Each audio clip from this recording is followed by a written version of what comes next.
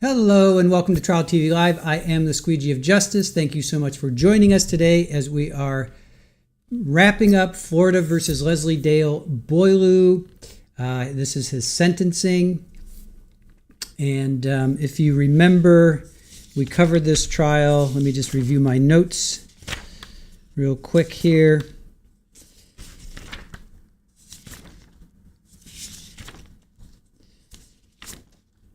Okay, so this was September 30th. This was only 2 days. This was a 2-day trial, and September 30th, October 1st, and he was found guilty. So this is the Marion County sheriff who was went out with his girlfriend. They had a few drinks, not a lot. I don't, if I remember correctly, they weren't really drunk.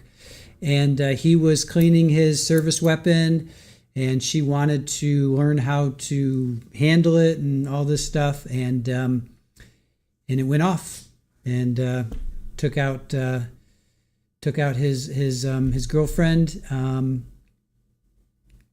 Polina Wright. Polina Wright, and this happened in September of 2024. So right now we're going to cover his sentencing. So let's get over to that.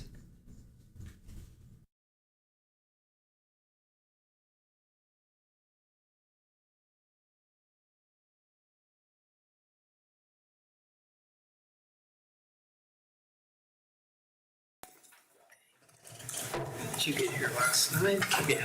Okay. Everything fine?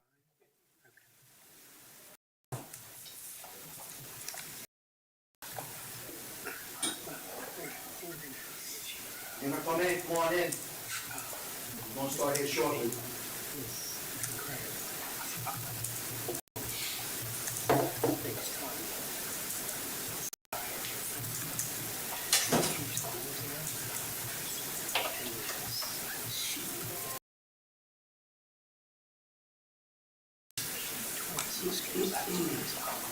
Don't go off. They can roll back.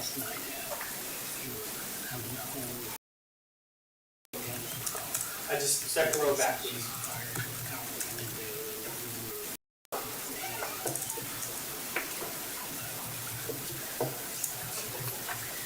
I did not see a lot of you guys out there, so I did go over. If you guys have cell phones, please make sure that they're off. Chewing gum, please make sure to spit it out. Thank you very much.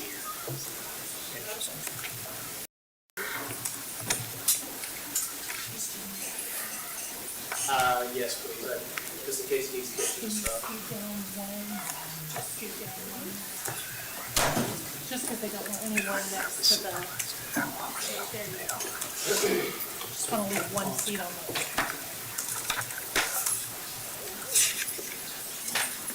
If there is anyone out there, please come on inside and be seated.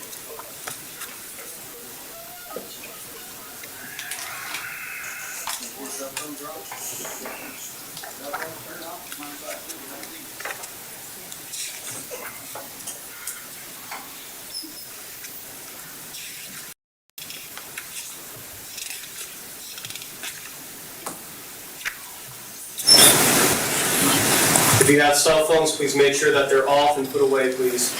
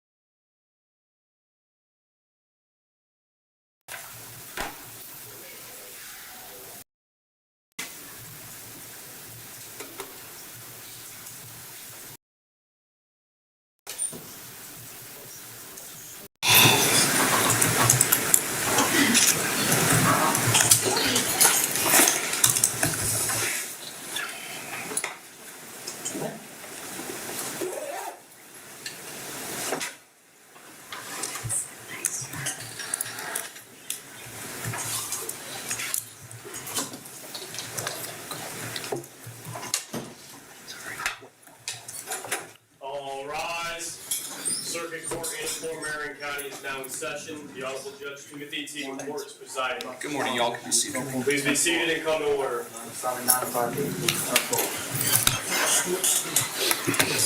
We're here in 2024 CF 4124, State of Florida versus Leslie Dale Boileau. Can I have counsel for the parties identify themselves for the record? Rich Buston for the state, Tucker O'Neill for the state. Anthony Taddy for Mr. Boileau. Mr. Boileau's here. He's seated at counsel table. So we're here for sentencing today. At the outset, I want to go over some housekeeping matters. I filed a notice that we received the pre-sentence investigation on October 28th. State, you received a copy? Yes, Your Honor. Defense? We have Okay, are there any corrections that need to be made? not corrections, but I have objections. Okay, that was my next question. So, all right, let me pull that up here.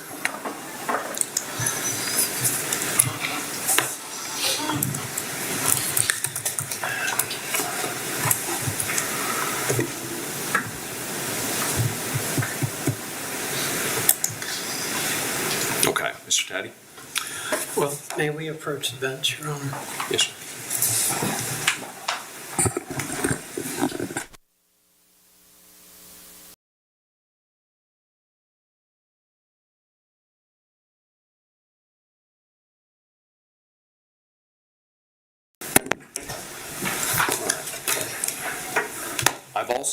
We'll come back to the PSI in a second. I've also received, Mr. Taddy, you filed on November 4th, 2025, letters written on behalf of your client. Do you want to move those into evidence and have me consider them here today? Yes, sir, please. All right. State any objection? No, Your Honor. Okay, they'll be considered in evidence. I also saw that you filed a copy of his personnel file from the sheriff's office. His training records were in evidence during the trial. The personnel file, would you like me to consider that as well today? Yes, sir. Specifically, I gave the public records request I made along with the records I received. I asked for all of his performance evaluations. I didn't designate months or years or Yes, sir. anything. So that is his entire file regarding his performance evaluation. Yes, sir. State any objection? Can I just review it real quick, Your Honor? I did not see that. Okay. They were sent yesterday. In the email? I don't know, my assistant forwarded them to me. They should have gone in the email. Hold on 1 second. They're docketed, docket entry 149, notice of filing copies of employment performance evaluations. Here, I've got.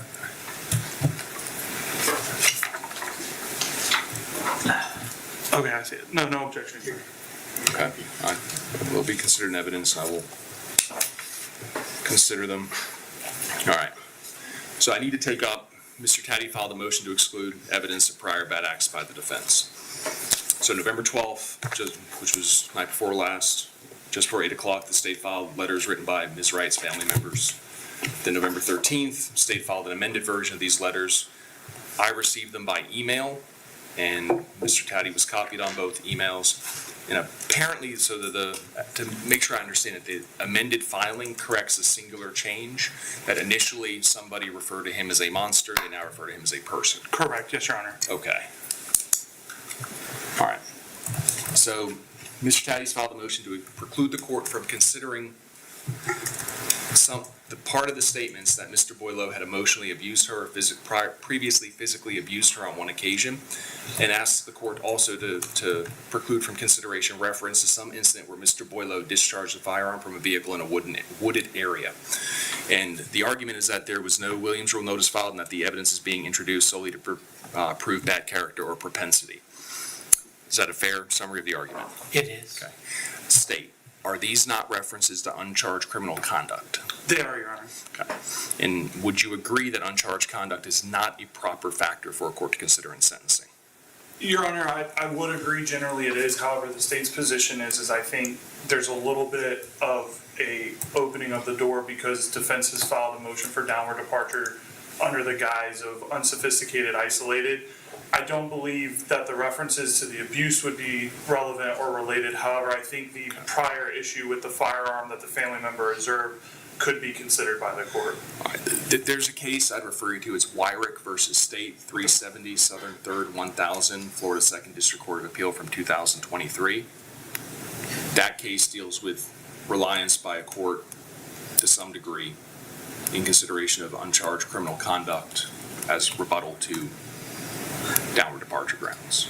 That's not the express holding, but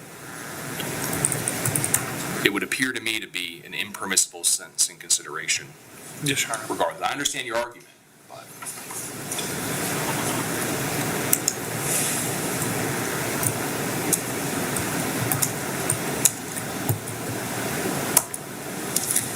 We're discharging a firearm into a wooded area, and what happened in this case seems to me to be, to use that overworked metaphor, apples and oranges. Yes, Your Honor. Seem quite different. Let me know if you still want to argue that and have me consider it, or. No, Your Honor, that's fine. All right, well then, with that being said, I will not consider in sentencing today any allegation as written in a diary about physical or emotional abuse, nor will I consider that on some occasion, Mr. Boileau is alleged to have discharged a firearm from a vehicle into a wooded area. All right, very good. All right, so I also received, in addition to the things Mr. Taddy submitted, I also received written statements by, I think, 4 or 5 people from the state that I would consider these to be victim impact statements. Yes, Your Honor. These are not sworn to, okay?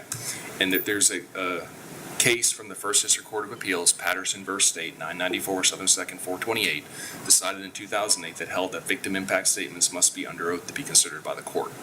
Admittedly, there is a contrary opinion from the Second District Court of Appeal, Dickey v. State, 216 Southern 2nd 35, decided in 2017 that reached a different conclusion.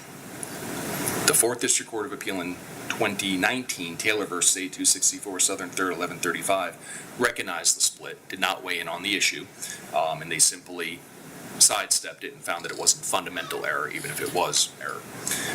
The Supreme Court has not resolved it, and I'm unaware of any Fifth DCA case that expressly weighs in on the issue. There's one case, State v. Hollinger, 253 Southern 3rd 1207, decided in 2018.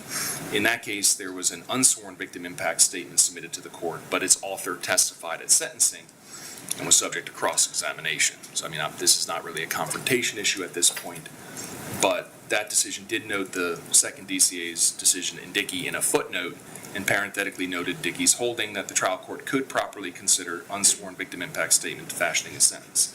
So with that being said, consideration of unsworn victim impact statements, whether they may be permissibly considered by a sentencing court, is not well settled at this point. And obviously all of that predates Marcy's Law being enacted, and that's been noted by the First DCA in Clackley v. State, CLAKLEY 416 Southern 3rd 444 from 2025, where they also declined to address the issue of whether Marcy's Law affected the holding in patents. So with that being said, are the folks who wrote those letters intending to speak today? No, Your Honor.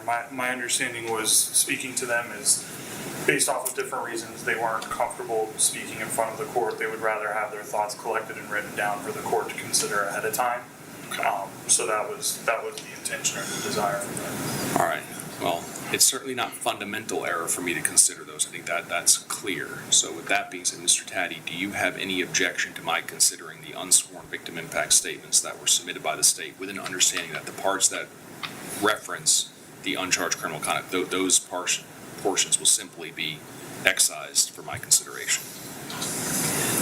With that caveat, no, I do not have an objection to the court considering unsworn written statements from the members of Ms. Wright's family. Okay. Then they will be considered for that for which they are relevant. So, all right. With that being said, Mr. Taddy, you filed a motion for downward departure. The way I think I'd like to do this today is to allow the state to present any just general victim impact statement evidence. Okay.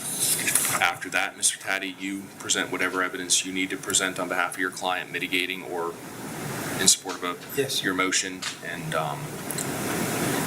We go from there. And forgive me, we began the hearing with the court inquiring of my objection with regard to the pre-sentence investigation. Yes, sir. And I don't want to let that pass without Very well. addressing it. My concern with the PSI is the probation officer both repeats information the court has now determined to be inadmissible at sentencing, and appears to rely on that information in coming up with a recommendation, I would move that the court ban from its consideration those statements in the pre-sentence investigation, which are consistent with the statements in the letters that the court's already said you won't consider. And frankly, I would ask the court to disregard the probation officer's sentencing recommendation because it's based on improper considerations. State, any response? Your Honor, based off the prior ruling, no objection. I think that's fair, and I understand Department of Corrections is required to make a sentencing recommendation. Well, they typically do. I often don't give that a whole lot of weight simply because they are not privy to the facts of the case in the way that I have been. So I will disregard their sentencing recommendation entirely, as well as any reference to uncharged criminal conduct that appears in the PSI. But aside from that, biographical information and the like for Mr. Boileau is all correct? No corrections need to be made? No, sir. Okay, all right, very well. All right, State, do you have any witnesses you wish to call? Yes, Your Honor, the first one State would call is William Rubble. William Rubble, come on up. Go this way, sir.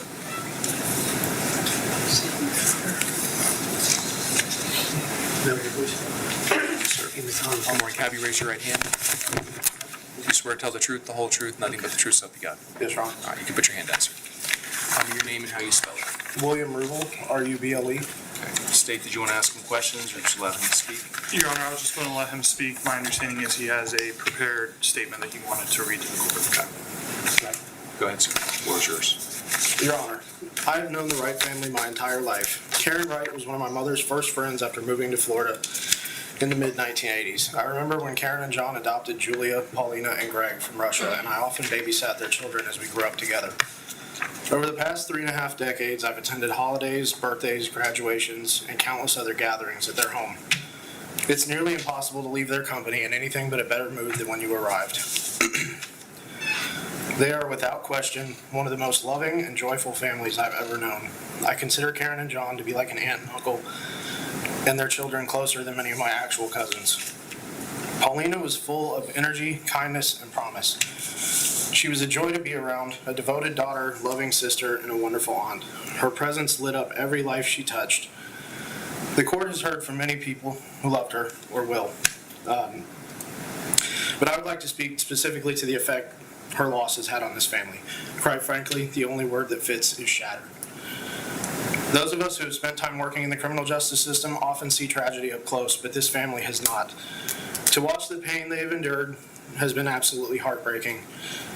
And yet, I've been profoundly proud of how they've carried themselves with the same grace and composure that they showed during the entirety of this trial.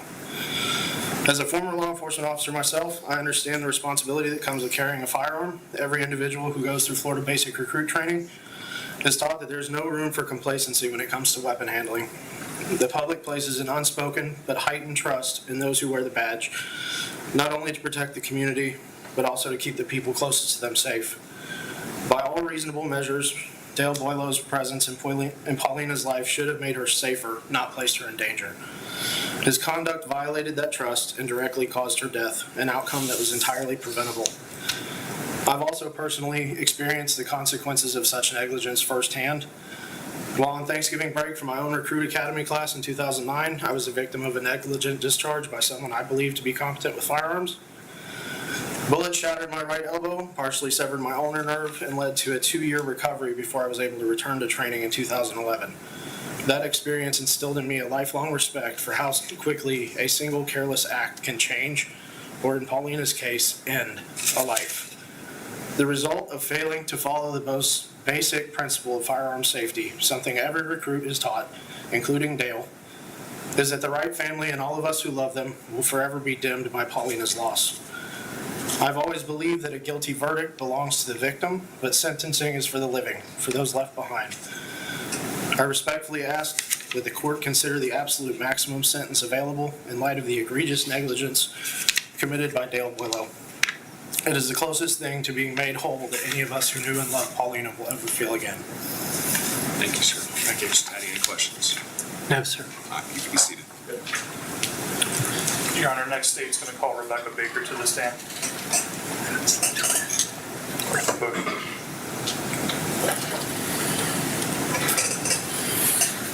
Have you raised your right hand, ma'am? You swear affirm the testimony you give will be the truth, the whole truth, nothing but the truth, so help you God. Yes, Your Honor. You can put your hand down. And tell me your name and how you spell it. Rebecca, Rebecca, Baker, Baker. Okay. Your Honor, same thing, she has a statement prepared. Go ahead and read it. Okay.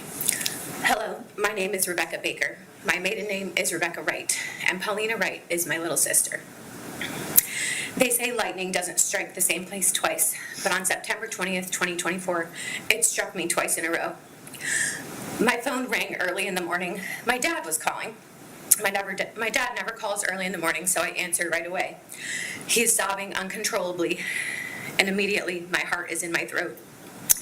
He manages to choke out in between his cries, "She's dead. Polina is dead." I feel the first clap of lightning strike my body, and I scream, "No, no, no." In my dad's panic, he hangs up. I call him right back and I yell, "What happened, Dad? What happened?" He answers, "All we know is that she died of a gunshot wound," and clap, the lightning strikes me again. An immediate knowing. I knew that you, Leslie Dale Boileau, killed my sister. My sister Polina was kind, smart, funny, and witty. Even when she was being mean to me, we were sisters after all, she still made me laugh. Polina's humor was the unexpected type. You never knew how or when she would make the funniest comment that made you laugh until your ribs hurt. Paulina also gave the best head scratches, the warmest hugs, the coziest couch snuggles. She loved her family so dearly. I miss her like crazy. Polina became an aunt in January 2024. Her niece was born to her twin sister, Julia, and then 12 hours later, on the very same day, her nephew, my son, was born. Paulina's joke is, "My nephew is just such a gentleman." He said, "Ladies first." Polina loved children, and she loved her niece and nephew most of all. I am devastated that they will only know her from photos that we show them and the stories that we tell them. They will never see her face light up the room with that mischievous little dimply grin. They will never taste her famous green bean casserole. They will never hear her infectious laugh.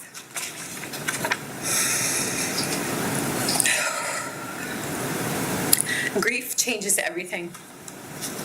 I did not only lose my sister that horrible day, I lost a version of my family that I will never get back.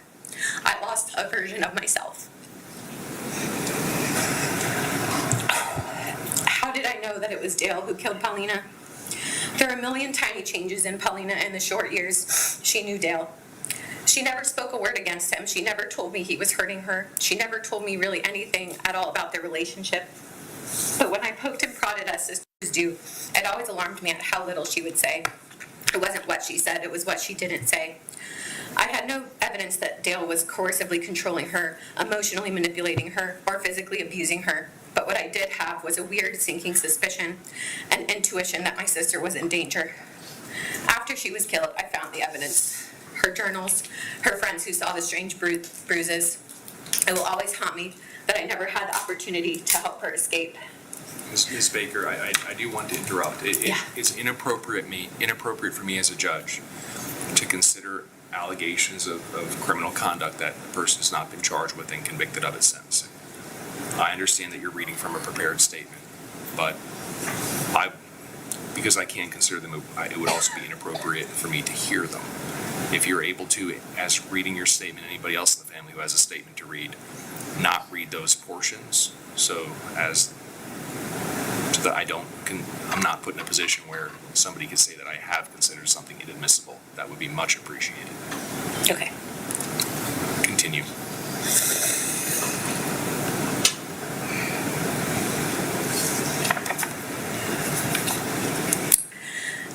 Before Polina was killed, we chatted on FaceTime for a long while. She made silly faces at my son. She told me about how excited she was for her future. We planned to have her come and visit me where I live in the state of Maryland. We just had the best little chat. That call plays over and over and over in my head. Could I have said something to save her? My family and I will grieve for a lifetime. However, we do not grieve without hope. We grieve with the knowledge that Polina is in the arms of her Savior, Jesus Christ. Polina, I know I will be seeing you.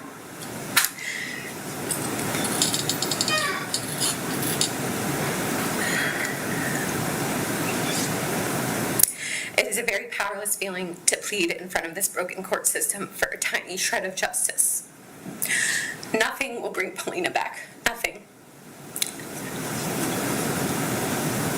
I only hope that a maximum sentence will stop Leslie from destroying another family. Please, Judge McCourt, I implore you. This man deserves a maximum sentence for killing Polina.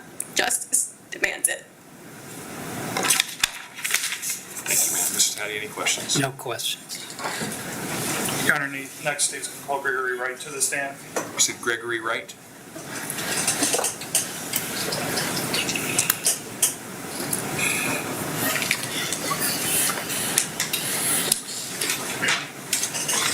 right, good morning, sir. Have you raised your right hand? Yes, sir. I swear affirm any testimony you give today will be the truth, the whole truth, nothing but the truth, so help you God. Yes, Your All Honor. right, you can put your hand down, sir. Tell me your name and how you spell it.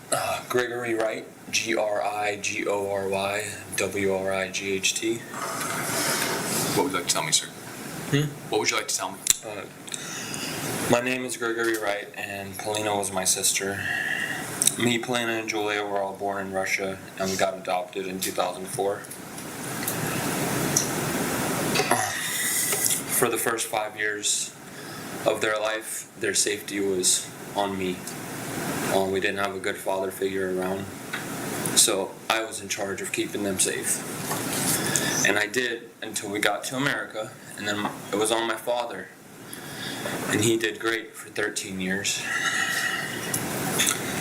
And then the responsibility shifted to Mr. Boileau, and he was not able to do that. I saw Julia get married. I saw her become a mother. It breaks my heart that I won't get to see the same for Polina. I have a daughter, 8 years old. Polina won't get to see her grow up, graduate high school, any of that. For the rest of my life, I will have to console my father and my mother, and my brother and my 3 sisters. Words do no justice in describing how much I miss her. And how much this hurt me. That is all, Your Honor. Mr. Taddy, any questions? No, sir. Y'all mind if I ask a question or two? I do not. You're her older brother? Yes, sir. How old are you? I am 29 years old. What's her birthday? Her birthday is December 31st, 1998. When did she come to the United States? When did you all come to the United States? November 16, 2004. Okay.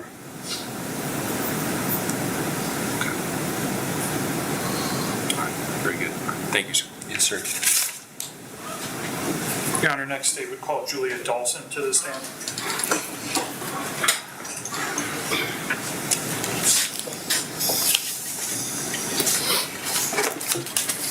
Now, do you raise your right hand? You swear affirm any testimony you give will be the truth, the whole truth, nothing but the truth, so help you God. Yes, sir. All right, you can put your hand down. Tell me your name and how you spell it. Julia, Julia, Dawson, Dawson. What would you like to tell me? My name is Julia Dawson. I am Paulina's twin sister. Growing up, our grandpa called Polina Dimples, and I Giggles. We were Dimple and Giggles. Since Dimples has gone, my Giggles seem to have disappeared. Rarely are they heard much these days. Losing my twin sister in such a horrendous act has devastated many, but destroyed me. There are no words I could ever say to describe the pain and heartbreak I am feeling. I have lived 25 years being a twin to Polina.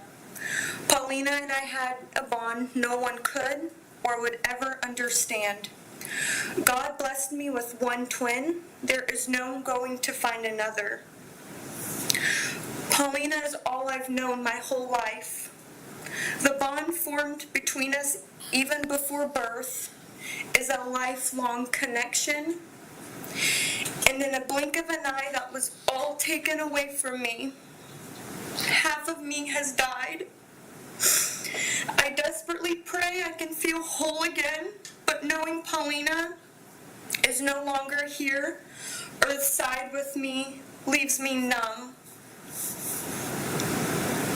Polina was my biggest cheerleader. She stood next to me on my wedding day, held my hand during the birth of my daughter, pushed me to do hard things, encouraged me to step out of my comfort zone, showed up for me, listened to me, cried with me, laughed with me.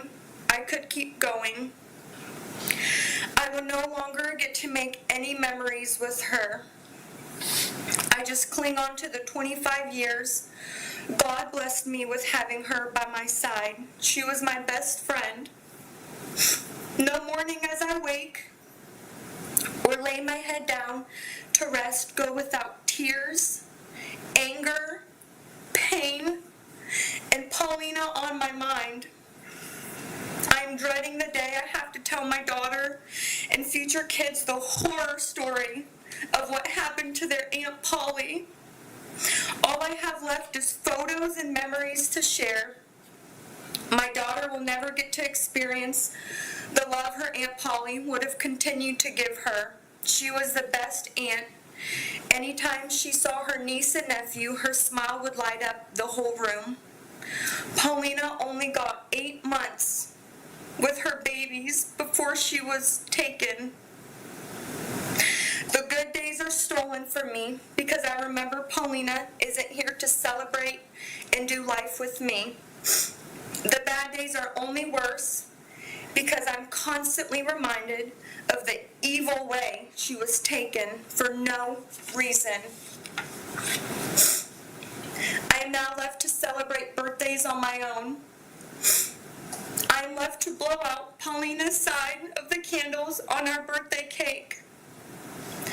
A day that's supposed to be filled with life and celebration is now a day I mourn and wish to never celebrate again.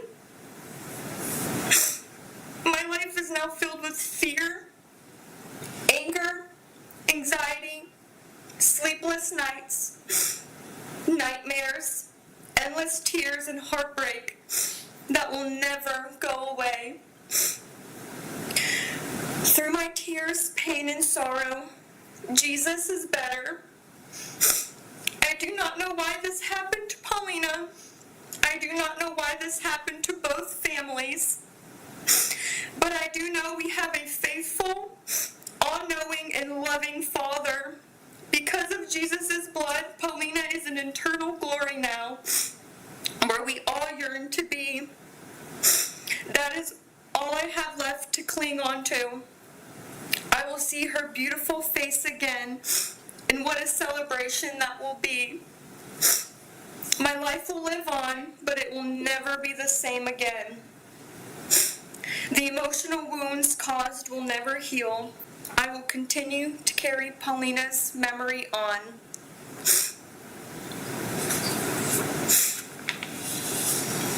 Thank you, ma'am. Any questions? No, sir. You can be seated, ma'am.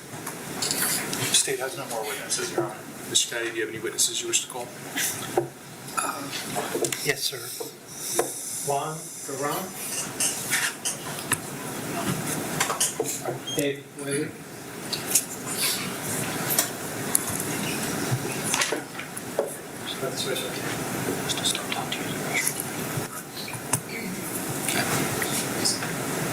Have you raise your right hand? Do you swear affirm any testimony you give will be the truth, the whole truth, nothing but the truth, so help you God? Yes, sir. All right. Tell me your name and how you spell it. David Boileau, David Boileau. Thank you, sir. Mr. Caddy. He has a letter that was submitted with the other letters. You're welcome to read that, or if you want to add to it, you can do that now. I have read it. You have read it? I have read it, but if you want to read it, you can. If there's anything you want to say, you can. If you've already read it, sir, then I'll just add to it. My condolences to the Wright family. It's a terrible tragedy that happened. That's all I can say. Thank you. Thank you, sir.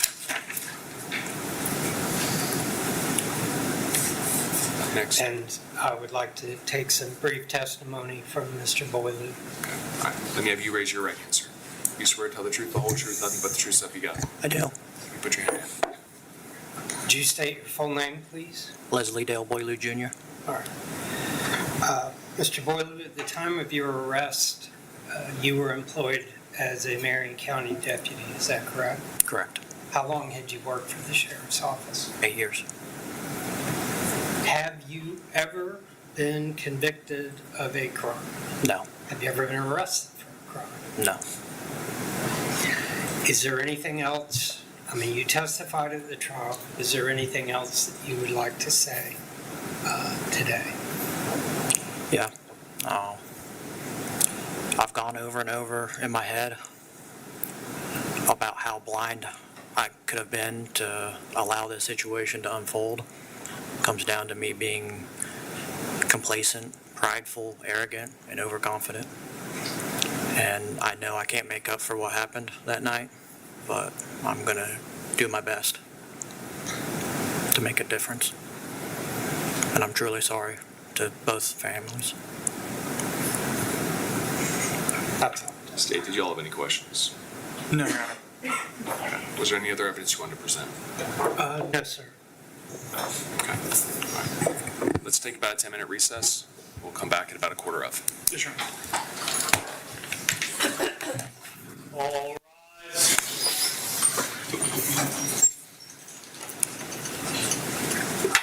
You may be seated. If you need to use the restroom, please go ahead and come back in and be seated when you're done. All right, we can actually zoom. This happened Friday, you guys. So they didn't stream it live, so we had to wait for it to be. Uploaded before we could stream it. So that's why we're showing it today. So let me fast forward here.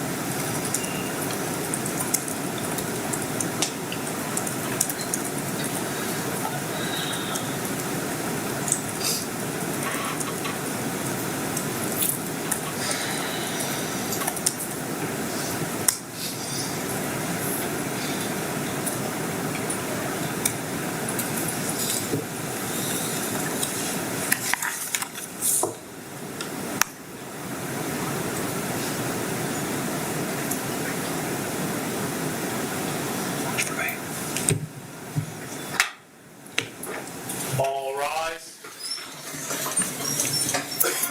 Be seated. Thank you. Please be seated.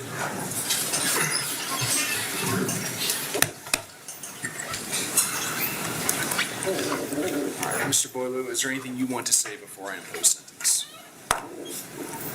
Okay. All right, before I impose sentence, I want to make clear for the record what evidence I am not considering. I am specifically declining to consider the portion of any statement written or delivered in court this morning that refers to uncharged acts committed by Mr. Boileau. To the extent that I am considering unsworn victim impact statements, I will say this. They simply echo that Ms. Wright's death left a void in many lives and caused immeasurable sadness, both of which were testified to here today. All right, Mr. Boileau, the maximum sentence you could receive for this offense is 30 years of imprisonment. The Criminal Punishment Code would have me sentence you to a term of imprisonment of at least 12.125 years. You have asked me to consider imposing a downward departure sentence of less than that. I do find that the greater weight of the evidence has established that this was an isolated incident committed in an unsophisticated manner for which you have shown remorse. As such, a sentence of less than 12.125 years could be lawfully imposed. But simply because a downward departure sentence can be imposed does not mean that it must be imposed.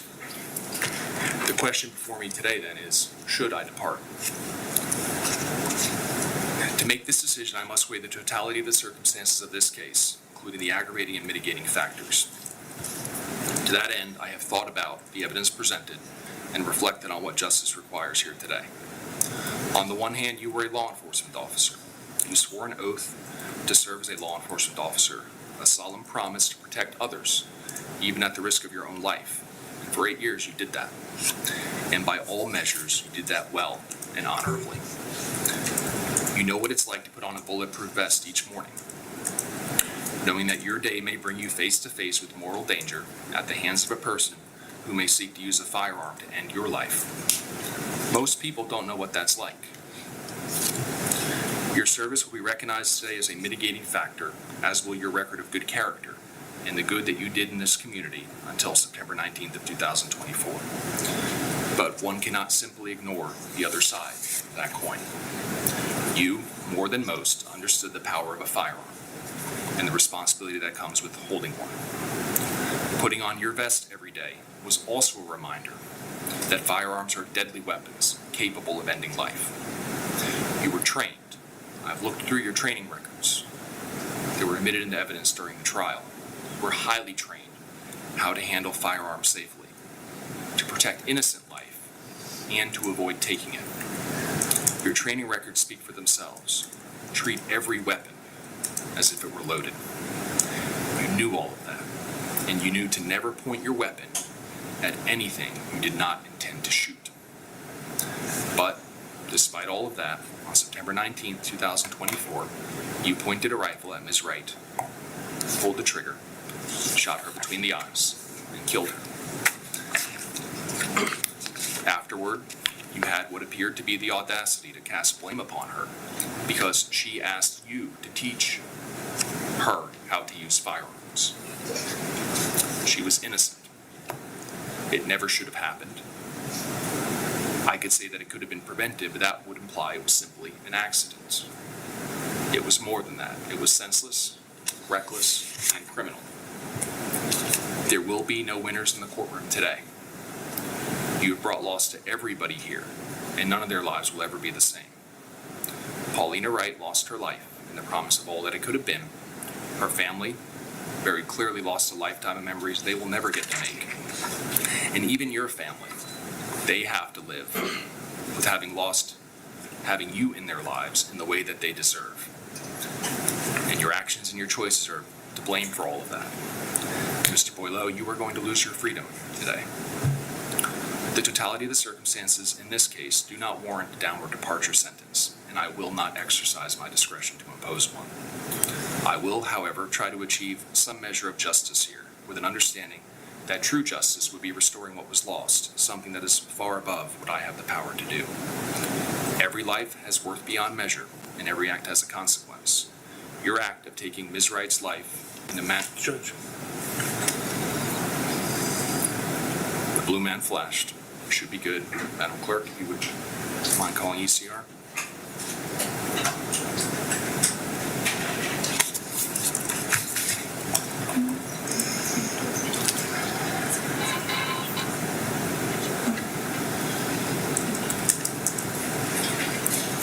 Every life has worth beyond measure, and every act has a consequence. Your act of taking Ms. Wright's life in the manner you did is no exception. It is a crime, and for it you will be punished. Accordingly, as to the offense of manslaughter with a firearm, you will be adjudicated guilty. You will be sentenced to 25 years, 8 months, and 20 days in the Department of Corrections. You will receive credit for 47 days served. I've calculated that as follows. You were arrested on September 20th, 2024, and posted bond on September 21st, 2024. That is 2 days of credit. You were remanded into custody following the trial October 1st, 2025, and remained in custody through today. That's 31 days in October, 14 thus far in November, for a total of 45 days. It's a total of 47. You'll pay a fine, $1,000. Any mandatory court costs and surcharges of $100, and the cost of prosecution to the Office of the State Attorney. You have 30 days if you'd like to file a notice of appeal, and if you cannot afford to hire an attorney to represent you on appeal and qualify, I am happy to appoint the Office of the Public Defender to represent you on appeal. That'll be the sentence of the court. Would you like me to consider Mr. Caddy appointing the Office of the Public Defender for appeal? Not at this time. Okay, very good. Court will be adjourned.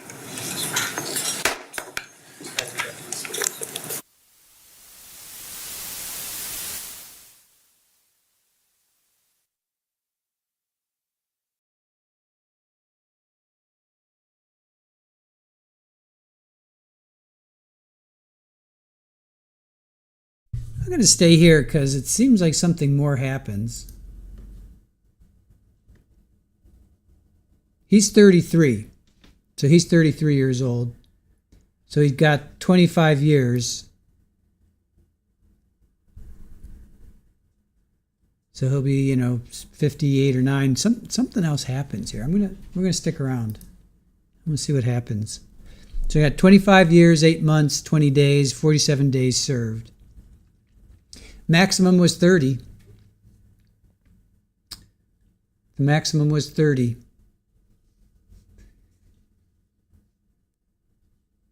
So 25, he's 33, 45, 55, 33, he'll be like 58.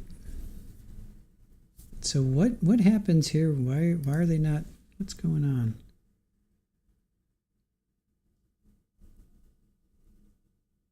Oh, they're fingerprinting him and stuff.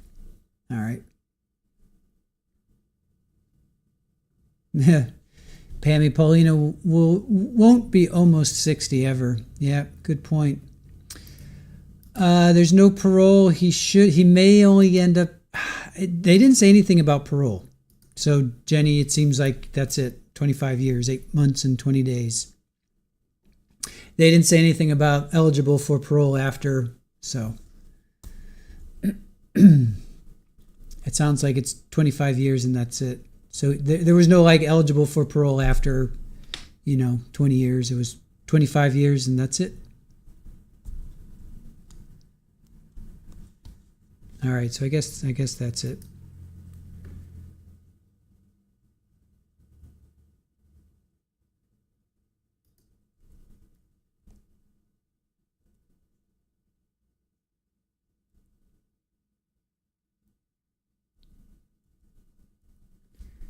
I think what's happening here.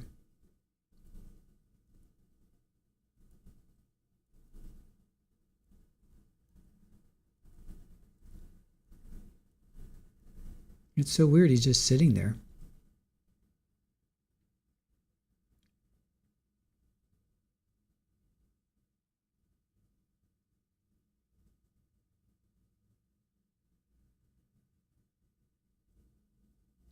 Do they go back on the record? What's happening? There's no audio, so I guess they're not on the record.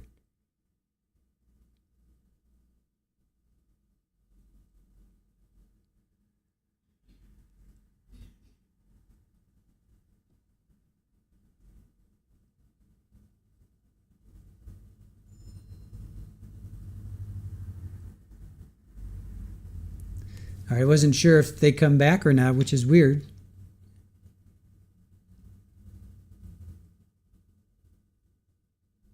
What is going on? Why are these guys just hanging out?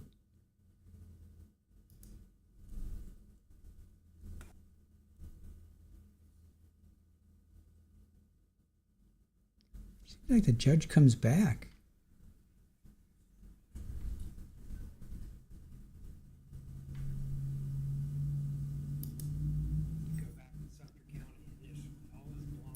There, they didn't book him out of their facility, so I would request that he be sent back to Sumter at this point. And then I wanted to ask the court if you were willing to include in the sentencing documents that the court would not have an objection to Mr. Boileau being transferred out of the state of Florida in the Department of Corrections Interstate Compact system. I've already spoken with the coordinator of that program. It sounded to me like they would attempt to do that themselves, even without a recommendation from the court, but my hope is that would help. The state has been gracious enough. The gentleman asked or suggested that if he got a letter from the state, it would facilitate the process. Mr. O'Neill is drafting a letter indicating that the state has no objection to the transfer. Does he have family out of state? No, but I think the family will go where he goes, at least part of them. Okay. The problem is the department, while the jail may be able to identify and segregate Mr. Boileau from persons that he's responsible for putting in the jail, the Department of Corrections is going to have no way to accurately determine who in any particular facility Mr. Boileau may have arrested and participated in putting in prison. No, I understand. So, If you don't mind, file a motion, and I'll consider it. I would enter a subsequent written order if I all right, if that's I am fine. inclined to. I will do that. I want to consider that.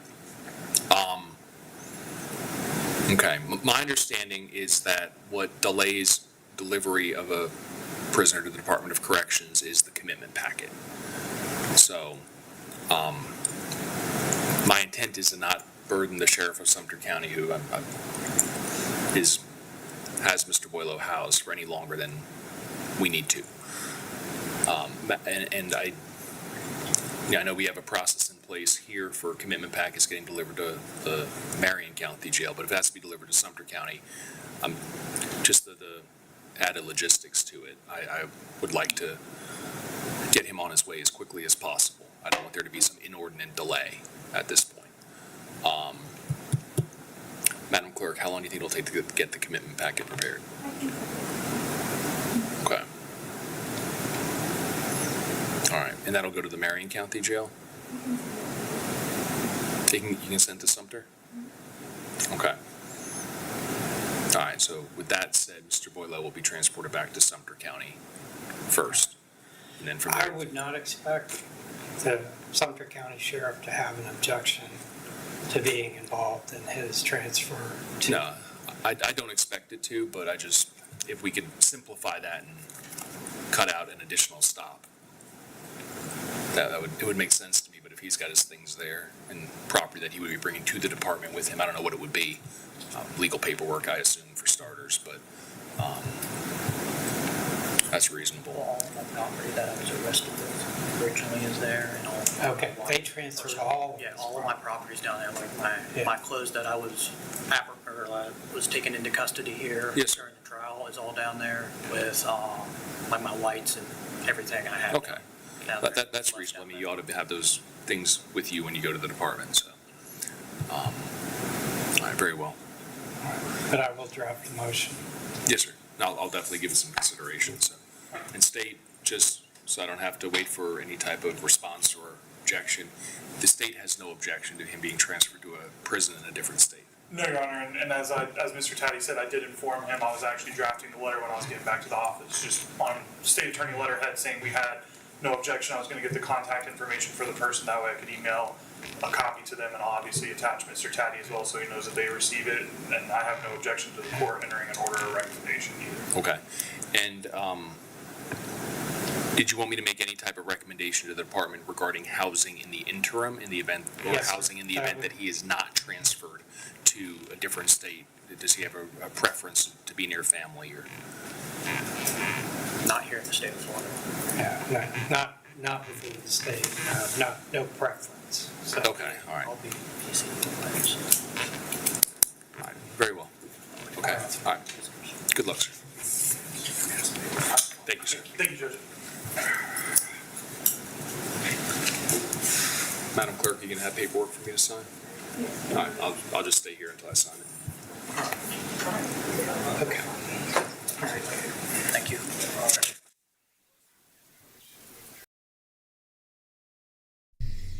All right, so that makes sense, right? Because he's put away and or arrested and or testified against any number. I don't remember how long he was on the force, but he was in the same county as Susan Lawrence, Marion County, Ocala. He was on the same. And when we were watching that documentary on Susan Lawrence, she's the neighbor that shot the mother. We were watching to see if he was part of the responding officers that showed up. So, because he's a sheriff from Marion County, so I mean it makes sense, right? Send him to Wisconsin. Send him anywhere other than Florida. So that's it. All right. So that's that. So there's Polina, her twin sister testified. William Rubel, who was a friend. Rebecca Baker, older sister. Gregory Wright, older brother. Julia Dawson, twin sister. And then David Boileau was the brother. He only said, "I'm really sorry for the families," and that was it. And then Leslie, he testified just like he testified in his trial. He was on the stand. He took the stand. He was the one and only voice. He was the one and only witness for the defense. So, all right, you guys. 8 years, was it, Carol? All right, thank you. Yeah, I'd forgotten. Sorry. 8 years. Thanks.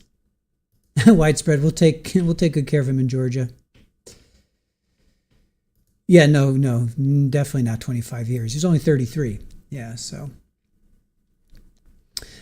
All right, you guys. That's about it for us. That concludes our day of streaming. Appreciate you guys being with us. That was Florida versus Leslie Dale Boileau. We covered it back in end of September, beginning of October. It was a 2-day trial, very fast.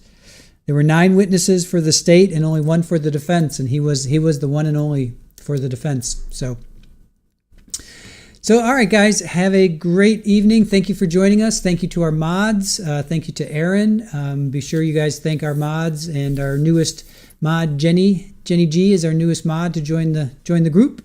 So be sure to thank all of our mods on your way out. Be sure to thank Aaron as well. Super Ball over here.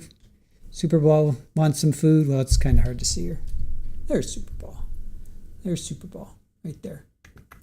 So I'm gonna go feed little kitties, and appreciate you guys joining us as we wrap up Florida versus Leslie Dale Boileau, and then tomorrow we will continue on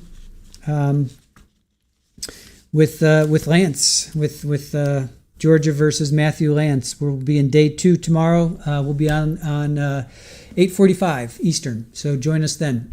So all right, guys.